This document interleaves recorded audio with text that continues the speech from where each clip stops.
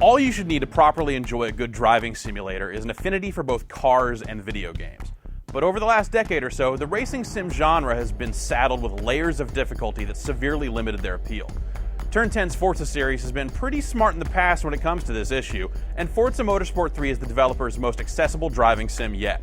With plenty of amazing things to do both on and off the track, and enough options to let anyone with a love of cars enjoy some level of success, Forza Motorsport 3 is like a new blueprint for how racing games like this should work. When you're looking to get into one of the over 400 cars and drive, the game's clean menus make progressing from one thing to the next very easy. You can either get in and choose exactly which race series you want to get into, or let the game recommend some next steps via its season mode. Either way, there are over 200 different series of races to get into, and you'll earn credits and experience points as you race. The actual racing is governed by a great simulation model that, when you've got all of the assists turned off and the difficulty pumped up, is as challenging as it gets. Now, I'm not going to stand here and be all Mr. Macho about game difficulty and tell you that that's my favorite way to play the game. I found a pretty happy medium where I don't use the auto brake because that feels a little too much like the game's playing itself. I also eventually turned off the full driving line and slowly increased the difficulty of the AI. But I'm not going to play with manual transmission turned on.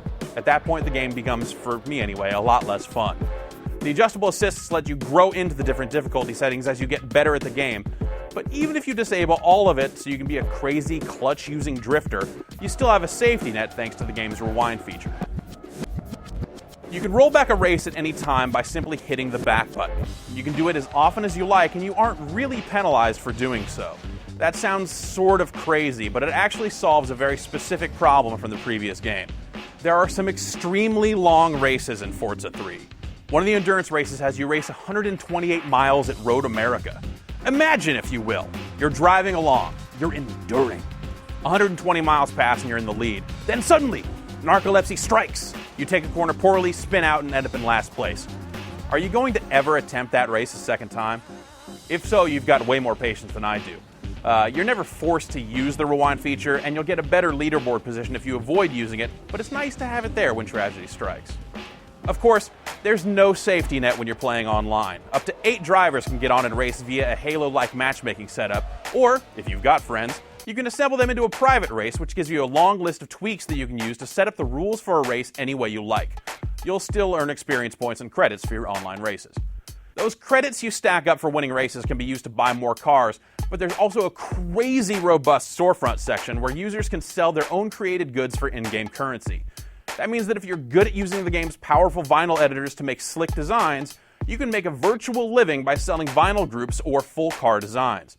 Tuners can sell tuning files in the same way, so if you know how to specifically tune and upgrade a car to make it perfect for drag races or drifting or speedways or something, you might be able to get some in-game grip for doing so. The storefront almost feels like its own little mini-game, and it's easy to spend hours just sifting through the wild stuff people have created. The truly impressive part about all this is that the developers have managed to build a serious driving game that's actually playable by the sort of people who would never spend time thinking about things like the apex of a turn or ride height or any actual car stuff. If you really like cars, you'll like Forza Motorsport 3. It's as simple as that.